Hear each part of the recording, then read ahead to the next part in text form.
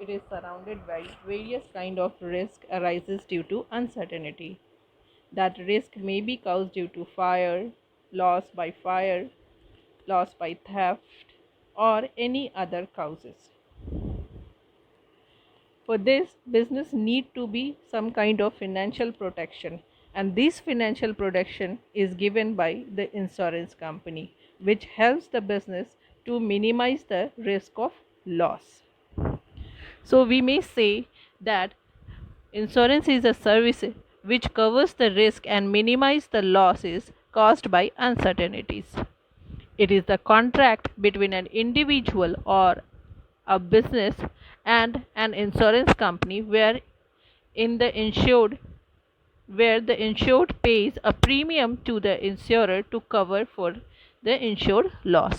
So this is a contract between the insurer, means the company which is giving the protection, and insured means the person who is taking the protection. So this is a contract or written agreement between both the insured and insurer, and this written agreement is known as policy. In this topic, insurance principles are very important. These insurance principles are the rules and guidelines which which should be adopted by both the stakeholders, that is insurer and insured, to to validate the contract. If any one of them violates these principles, the contract will become null and void. Let us discuss all the principles of insurance one by one. The first is utmost good faith, and according to this, it is the duty of both the insured and the insurer to disclose all the material fact related to the contract. The insurer must not hide the terms and conditions, whereas the insured must disclose all the proposed risk associated with the subject. Means both the parties should be honest with each other. Take an example. Rohan take a health insurance policy. While at the time of taking policy, he hides one of the important information related to his health. He hides that he is having the major health issues. After taking the policy, after the 1 week of the policy, he get major health issues and he has to get hospitalized. In this case, Rohan may be not able to get the compensation for his loss, because in this case he has not maintained the principle of utmost good faith. He has hide one of the important information related to the subject. So in this case, the insurance company may deny to compensate the claim. Next is insurable interest.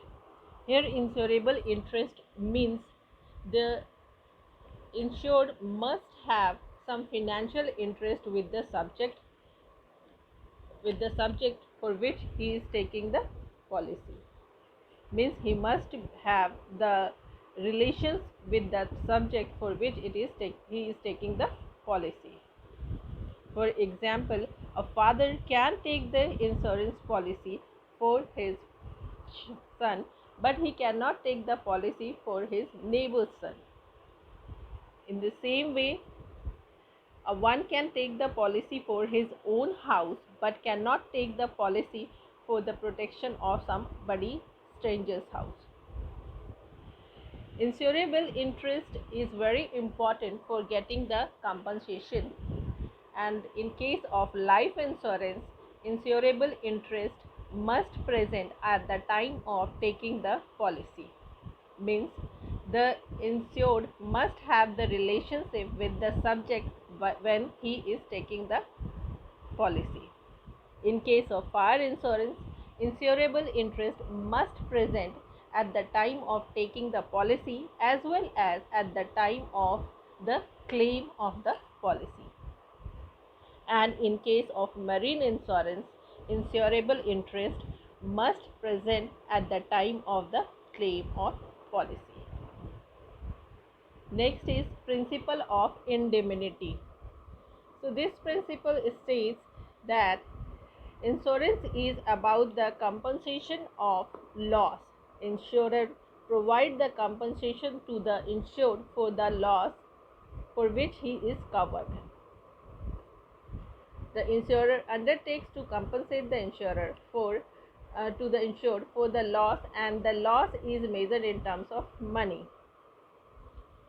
So this is about to bring the insured in the same financial position at which he was before the occurrence of the loss. It is not about making the profit out of the policy. Take an example. Mr. Anil got his stock insured for rupees 10 lakh.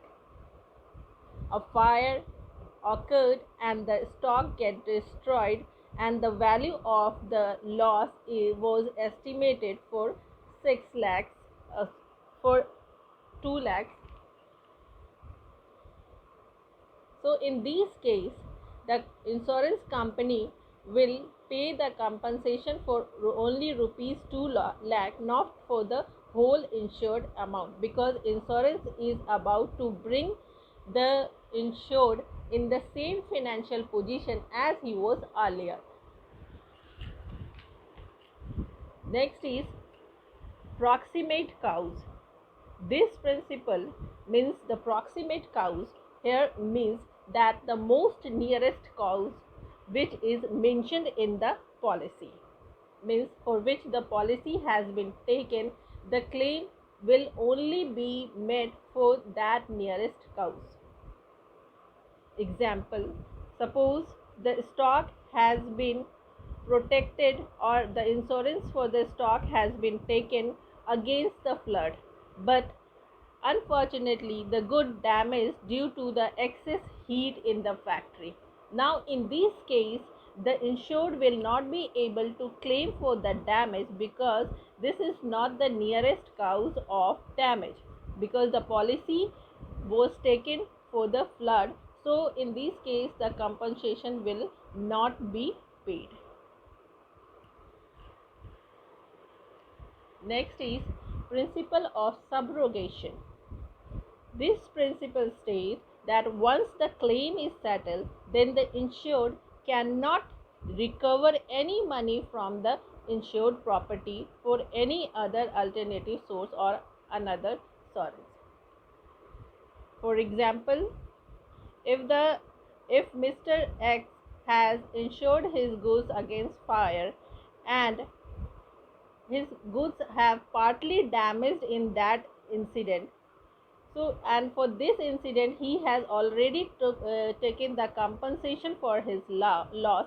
In this case, Mr. X is not be Mr. X has no right on the property which is damaged, because he already has got the claim for that property. The ownership of that property will transfer to the insurer, that means to the company who has provided the insurance or who has paid the claim for that property. Now the next is contribution. It implies that in case of double insurance, means a subject is protected by two different insurers. In this case, if any loss occurs, that loss will be compensated by both the insurer in the proportionate amount. Example, Amit get his house insured from two different companies, XYZ Limited and ABC Limited. He get the house insured from X Limited for rupees 6 lakhs, whereas he get his house insured from ABC Limited for rupees 4 lakhs. In case in his fire occurs and his house get damaged, and the loss was measured for rupees 5 lakh. In this case, the loss will be compensated by both the insurance company in the proportionate way, means there will be the proportion of loss which will be compensated will be 3:2 ratio, because they have insured for 6 lakhs and 4 lakhs. In this case there is a ratio of 3:2, and in this way the loss will be compensated for rupees 3 lakh by XYZ Limited and for rupees 2 lakh by ABC Limited. Another principle is mitigation. Principle of mitigation implies that it is the duty of the insured to take all the reasonable steps to minimize the loss or damage to the insured property. Means the insured has to take all the measures to minimize the risk of loss, no matter whether the property or the subject is insured, but still after taking the insurance also he has to take almost all the care related to the property. For example, Mr. Ravi take the insurance for his warehouse. For this warehouse, the electrician has already warned Ravi that the wires of this warehouse has got damaged, because those were very old and it may cause fire due to the short circuits. So these fire need to be changed. In Ravi did not took any care of this information provided by the electrician, and after few months the fire caught in the warehouse and a huge damage occurred to the stock. In this case, the insurer may deny to compensate the claim when the insurer will know the fact that the no steps has been taken to minimize the loss. So in this case, the mitigation of loss is basically focusing that all the necessary and major steps must be taken by the insured to minimize the risk of loss. So here we end with all the insurance principles.